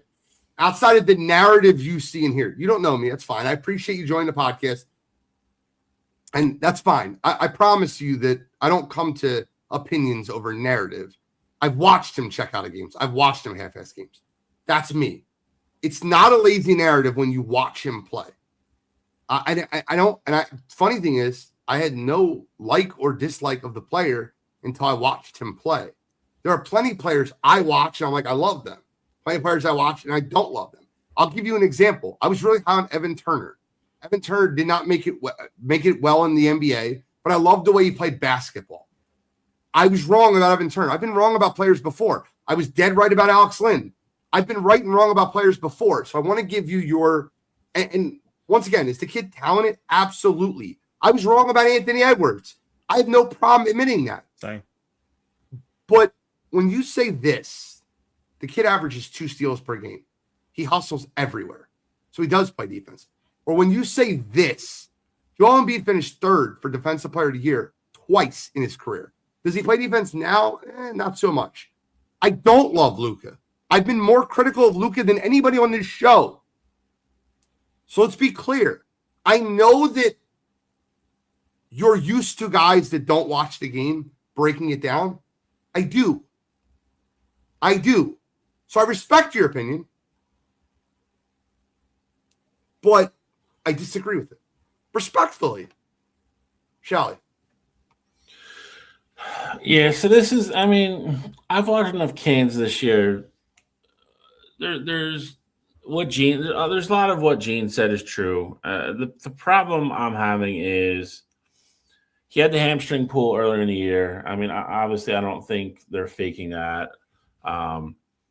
This other thing with all this cramping and his body doesn't load electrolytes correctly, and I don't know. That's way above my pay grade. That's they're gonna have to figure it out. But the problem you become is kind of like what Gene said. You get in close games, and your adrenaline starts to pump, and and then the problem with that is what causes him to cramp even faster, and he does take himself out of games. Now that being said, if my quads are cramping and I can't run, I'm not going to stand there and watch people run by me. You have to come out of the game. So I don't know necessarily if everything's on the up and up and everything is true. I don't know what we expect him to do. And I guess that's kind of just a weird spot I'm in. But there have been times where he hasn't hustled and he's been fine. And there's been times where he looks very disinterested and he's fine. I don't think he gets along great with his teammates, and that's probably for obvious reasons. So there's a lot of validity to all that as well. Can the kid play basketball? Yeah, when he wants to. He's really good. I hate the Ben Simmons thing, but that being said, you have to give some credence to it, because if you go back and remember it, the one thing that the one head scout wrote, I don't think the kid loves basketball. Yeah. And if one of the best scouting reports of all time. Yeah. And if that's the case with him, I don't know if you can risk taking him number one and making him the kid, the face of your franchise and the kid you're going to build around. It's a big risk. Again, there's so many parts to this, which just makes it again intriguing and why everybody's talking about it, because it's I don't think Bill Self. I would say this. I think if they thought the kid was faking it, and it was something like that, I don't think Bill Self will put up with it. I just truly think he would just sit him. Bill Self's not going to get bullied by anybody. The guy's too good of a coach, and he's been there forever. Especially with Kansas being 9-2 with him not playing. Like, I think if that was the true concern, that it was okay, we're tired of him just picking and choosing when he's going to play. I do think at a point Bill Self would dismiss him from the team, no matter how talented he is. Yeah. So, and it's even piggyback on that even more. Like, I think, can you pick a kid number one if he really does have some weird, rare neurological issue to where his body doesn't hydrate properly, or and he's got constant cramping? Like, this kid's getting the best care possible in college. So there's just it's a complicated thing, and there's 8 different things within the big topic to talk about. But again, I think part of the reason it's intriguing is you can be on the side of kind of me, Cottrell on, but a lot of what Gene said is true too. So you take the medical part out of it, and if you do watch them, that you can see it with your own eyeballs. That's all there too. So it's nuts. It's nuts. So I'm very curious to see how it plays out down the stretch for Kansas, and then obviously what happens come draft time. But see, I'm not crazy, right? I have 5 players in this draft that I would draft ahead of Darren Peterson, and I want Cottrell to stop me, or you stop me when I say something that's crazy to you. Okay. There's none 5 of them are going to be crazy, but Cam, no, yeah, AJ, yep, Caleb. I'm making sure we're good, Cottrell. I'm good. Makes sense. Kingston Flemings, love him. One of my favorite players in this draft. Makes sense. And Nate Ament. And if you watch Nate Ament play basketball the last 2 weeks, you'll understand why I said Nate Ament.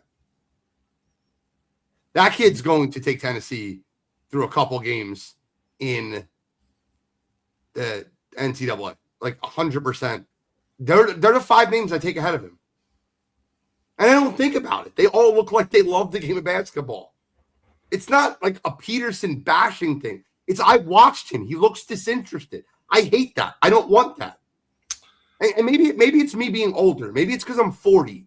Maybe I'm like still living that nostalgic years of watching Kobe, watching MJ, watching like guys that will die to win on the court. Well, I mean, I think that the one thing that a lot of people do is talk about that like nostalgia, and not saying like that's exactly what you're doing here, but like there's more players than Kobe and MJ. Like that's not should they be the standard in terms of the greatness? Yes. But that's what I'm comparing. Those are the guys that I watched that were absolute killers. Let me ask you a question. Can you give me guys in this NBA right now that even come close to that lack of competitiveness? Not lack, but that level of competitiveness. Because watching Wemby in that All-Star game, I love him now. I love him. I liked Wemby for a long time. I love him now. Cooper Flag. For sure. I mean, guys absolutely compete, but like I think there's different ways to compete, right? It's like I say that because I think about like when I say, if you say Luka Doncic, he doesn't strike you as one of those guys like a Kobe or like an MJ that, that you would say like competes like that. But if you think back to how he was in Dallas, like those series where he was going up against the Clippers, like he was giving everything he had to try and win those series. Like he led them to the NBA finals. Yeah, Luka. Yeah, but he doesn't play. I get it. Yeah, I mean, offensively he did. I mean, I'm saying like that's like he is the one that's going to like Luka is a guy who, granted, defensively not there. But I'm just saying, like, he's the one like refusing to lose basketball games. Like Luka absolutely is in that category because what he can do on the offensive end. Does it look like MJ? Does it look like Kobe? No, but I still think that's a competitive spirit. Okay. I get it. I think Steph's one for me. I love watching Steph play basketball. Love it. Yeah, I mean, I don't think you can ever watch them play. And Giannis say, is a great one. Giannis is a great one. Yeah, I think they're out there. I mean, I just think it's. See, but that's the thing though. Like watching, like Steph is very entertaining to watch. Don't get me wrong. I'm not saying he's not a competitive guy, but like off the top of my head, like the game against the Thunder, the regular season game where he had like 12 threes, 13 threes, like that would be one of them. But like off the top of my head, there's not like a signature game where I was like a signature game that mattered, at least where I was like, oh, Steph just absolutely refused to, like, he was going to die on the court before he lost this basketball game. I would push back only in I feel like you never watch a Golden State game that matters, and if he's playing and he's healthy, that dude isn't balls to the wall when he's on the court the whole time. And again, I think that's more than you can say for 90% of the NBA anymore. Nobody knows you, Eric. It's going to be a lottery at the end of the year. But to even get back to Peterson, I think part of it too, when we look at him and you can see that, like, you know, he looks disinterested. I think part of it for him too. I think part of it for him is he's probably frustrated too. We don't know that. Like, as I'm saying, like, none of us know him on that level, like, to where maybe he does want to be on the court, and then it's like, you know, I play hard and we get in a close game, and then, like, you know, my body just starts to fail. Like, that could be part of it too. And I'm not saying that is the truth, but again, like, we're not close enough to it to where we know if that's true or not, or if that even factors into it. It's just there's so much going on. But, you know, again, with all those unknowns, I don't know if you could sit there and just be like, yeah, I'm definitely taking him number one, like, because he could quit basketball in 2 years. Like, I don't know. Number one, maybe not. Like, I think you can live with yourself if you get the number 1 overall pick and not take him. You can get the number 2 overall pick and not take him. I think if you're at number 3 or anywhere below and you don't take him, I think it's going to be one of those things where you're going to look back at the draft class and you're going to think, how the hell didn't we take that kid? Yeah, that's the ultimate. Yeah, like, you know, you do what you think is right, or take the gamble, and then you obviously have to live with the outcome either way. So it makes it tough. That's why GMs get paid a lot of money. Last small topic, and anything else you guys want to bring up college basketball, because we're about to get in conference tournament play. It's like that's going to be a lot of the show next week. But is there anything else you guys want to talk about college basketball? Because I do have one quick topic that I just thought was very interesting. I think we have 1 full week left before I don't think next week won't be. Yeah, but the following week. So we're going to start the conference tournament. Most of them don't start really till like Wednesday or Tuesday. So I'll have to look at it. I'm just saying, I don't think we have to do it next week, but maybe we do. The only other thing that I would bring up here real quick is the Duke-Michigan game happened over this past week, and I would say that that game truly felt like a national championship preview, not just because of everything that went into it, but how the game looked as a whole. Like, Michigan's ability to hold Cam Boozer to a, you know, pedestrian game to his standards of what he's been doing throughout the regular season, but Duke still having enough to go out and win the basketball game. For me, I had a lot of question marks about Duke and what they would look like against a team that had the experience, had the height, you know, had the athletes all around. And they answered a lot of it for me. But with that said, on the flip side, like, Michigan is still 100% one of those teams where I'm like, all right, I'm almost penciling in both of them in my Final Four already. I hope they're on the same side of the bracket. Sorry, I wanted to answer this question real quick. Chomping at the bit said, what's his optimistic ceiling? And I mean, I want to answer that, but I didn't give any thought to it. And the first player that comes to mind when I watch him play is like a better version of what Brandon Ingram is. And I feel like that's disrespectful to say of a future number 1 pick. But like, that's what he looks like to me. Ingram went 2 his year. So, I mean, it's. But like, that's like when I see him, I look at like, I see that type of game. Am I tripping saying that or? I mean, no, I just think he's more shifty off the bounce, and I think he's more guard like. Like I think. Yeah. I think he's a little more polished now than Ingram was at this point, too. He's not as explosive, but like off the dribble reminds me a lot of Ant. Like he's not going to finish the same at the rim, but out on the perimeter, like I see a lot of like I can see Ant being his ceiling there. Do I think he's going to be that good? I don't know, but I think that could be potentially what you're missing out on. Sure. Do have a quick statement that I wanted to bring up that's not NCAA related. Did you guys see the story with the Suns owner, Matasheba? No. You know what?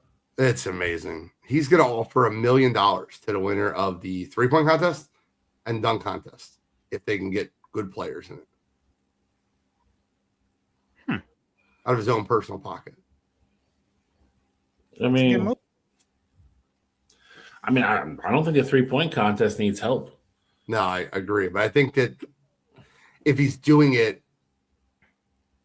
like to incentivize more players to get in, I think that's a I great. get it. Does Phoenix have the All-Star game next year? They might. Let's see. Let's get the best guys in. He's selling the Pat McAfee show. All-Star week. Yeah, when Phoenix hosts the midseason. Yeah, Phoenix has it next year. It would make sense then. But I mean, listen, I applaud the effort. I think his head's in the right place, but for $1 million, I'm sure you can get more people in dunk contest. Maybe. I mean, $1 million ain't gonna make LeBron do it. Like $1 million. Not about LeBron, bro. I'm saying any of those big guys that are making $40 million a year that don't want to do it now, $1 million isn't going to make them get in it. That's all I'm saying. A lot of the names that we rip off that we've said in the last 2 weeks that we want to see, they're all making $40 million a year. That $1 million is not going to make them get in the dunk contest. Okay. But any other comments, Control? You guys made me believe that $500,000 was worth fighting for when talking about the play-in tournament and having guys play hard for that. I mean, yeah, the 8th guy on the bench or the 5th guy in the lineup, $500,000 is 100% worth fighting for. Mm-hmm. I mean, I 100% agree with that, but the 8th, 9th guy on the bench isn't in crunch time when games are on the line. Maybe he is if it's for that money. I guess. This kid Connor Griffin's gonna be so freaking good. Shally, how good's Connor Griffin, bro? He's really good. He's really good. Thank you. In-depth analysis. I mean, he has everything. Probably playing for the wrong franchise, but I don't know if you saw what he did yesterday. Yeah. You have 2 yesterday? Yeah. Just absolute nukes. Both left the stadium. Listen, I mean, he's one of those 5-tool guys that's all there. I'm not going to do it based off everything he does off spring training because he's not facing the best pitching ever right now. But get it off a Ranger, bro. He did. Ranger gives up gopher balls, though. But that being said, I'd be really shocked if he doesn't turn out to be what we all think he's going to be. Agreed. I've seen a lot of talks about how this class, because he was a part of the 2024 class, a lot of people talking about 2024 class is going to be one of those ones, like if you're in the top 10, like the class to remember essentially. I guess a lot of them have been dominating spring training so far. So curious to see how it all shakes out. I selfishly, I hope he's good. I hope he's not better than Travis because we took Travis number 1 overall that year, and I think Pittsburgh took him like 10th or 11th. But yeah, I think he's definitely shown crazy things so far this spring training because he's hit what it feels like he's hit a home run every game so far in spring training. Because like every time I go on Twitter, Bleacher Reports post another home run that he hit. I'm gonna make a statement to you that's gonna make you like open your eyes for a second. I know you will. So, did you watch Nolan McLean pitch last year for the Mets? Yes. Almost unhittable. I think he won his first 6 starts. He looked incredible, right? Great stuff. Yes. Okay. Nolan McLean currently is the 6th best prospect in baseball. The other 5 guys haven't played in the majors yet. And Nolan McLean is dominating the majors. Connor Griffin's 1. Kevin McGonigal, who's another guy you really have to look out for, shortstop for the Tigers, is going to be really good. Man, smooth. Leo DeRise is on the A's, and add him with Nick Kurtz and like that team, man. And then Jesus Made from the Brewers, who's so young, and he's a year or 2 away. But those 4 guys are going to be the absolute future of baseball. They're absolutely unbelievable. And in 3 or 4 years, 2 of them won't be with the teams they're with right now. No, you're absolutely right. But yeah, there's a lot of really good players at the top of that prospects list. Travis Bizana is very good, Cottrell. But being a second baseman in 23, it's a little different. These kids for are sure. 18. And I don't know. I'm not even saying that Travis just needs to be up there with them. I'm just saying selfishly, the 1 year the Guardians get the number 1 overall pick, I hope no one crazy, outshines him, because granted, I get it. There's definitely going to be players that are probably better than Travis. But yeah, I'm just hoping it's not like, damn, we could have had him all along. And baseball is obviously one of those weird, well, I shouldn't say weird, but it's just different because, going number 1 overall doesn't necessarily mean you're going to be a star. No, absolutely not. You're absolutely right. I think that's awesome. I wish that more teams would do that. The Yankees do it with the Yes Network, but I think that's awesome. Keeps a lot of money in house. Guys, let's get into You Gotta Be Kidding Me. Charlie, please tell me you have one. Nah. Did one last week. I'm done. On break. All right, so I'll do double trouble here this week for Bill because I'll go with two people, but they're involved in the same event. This has been my You Gotta Be Kidding Me for I feel like maybe this will be the 8th or 9th time doing it. Yeah, I know this. Know where you're going. Georgia linebackers Chris Cole and Darren Ekinebon arrested for reckless driving and speeding. This is the 32nd incident since 2023 that Georgia players have had to answer to law enforcement after doing something illegal. Now, it feels like one of those times where I could say, NCAA, you need to hold these guys accountable. I could say Kirby Smart, you need to hold these guys accountable. I could say the athletic director needs to hold Kirby Smart accountable. But we're just beating the same dead horse, it feels like, every offseason when it comes to college football here. So I'm not even going to go there at this point. You guys already know all of our feelings about it.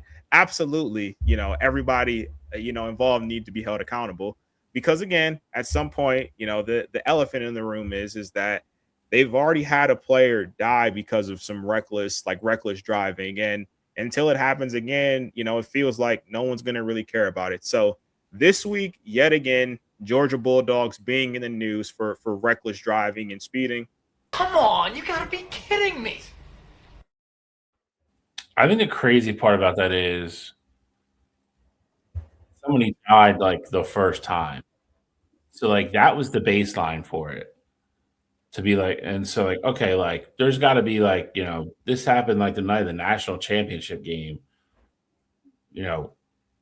People lost their life. Like that's got to be the baseline, and they'll be like, all right, we're zero tolerance. and it's gotten worse since then. Like to that point, it almost feels like every time that no one dies, they're like, "Oh, this is a win." Yeah. Like it's just wild. I have a video for mine. I'm sorry, I should have had it ready. Bill, you really don't got one. You're done. You're done for the month. Of course he doesn't. Takes a lot to piss me off these days. Probably a lot of becoming a Buddha. All right, I gotta share my screen. This is too good. I'm shocked Bill didn't use this. Uh-oh. You guys see my screen? Yep. I'm saving these for the season. Watch. This is incredible. Gets the called strike on the inside, and Contreras. We will get All the field is a strike. The batter is challenging. We get the look.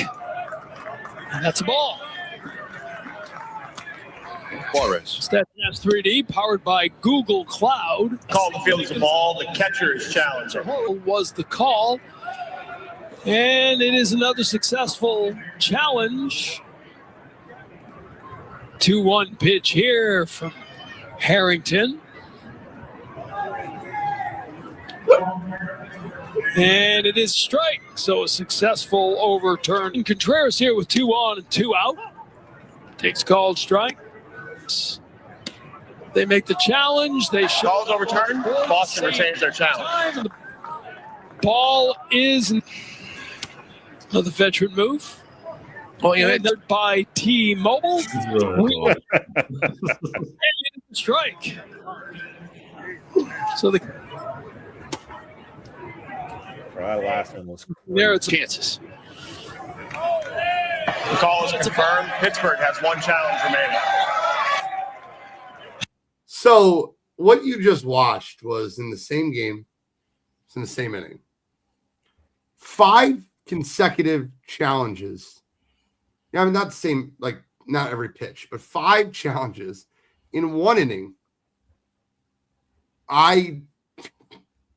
Number 1, the umpire has to be better. Number 2, I don't even know if I want ABS at this point because that is going to make games brutal to watch if that's what's going to happen.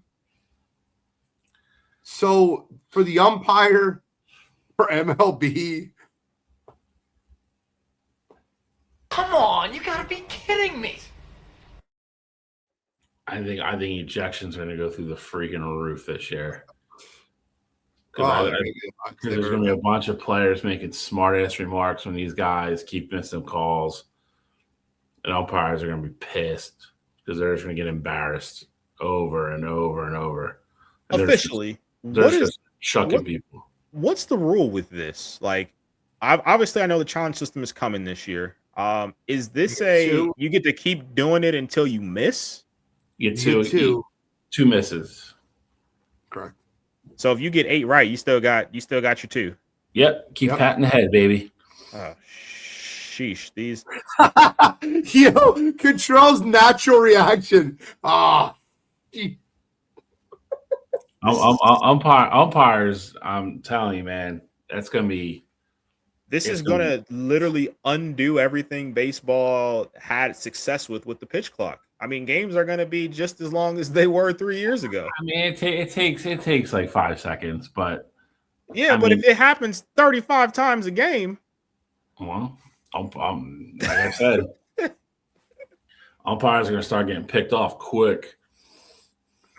Oh man, I'm done. I'm in tears. It's going to be hilarious. Guys, that's all I got. Does anybody else have any final thoughts? I guess I got one thing. I have a lot of content posted this upcoming weekend.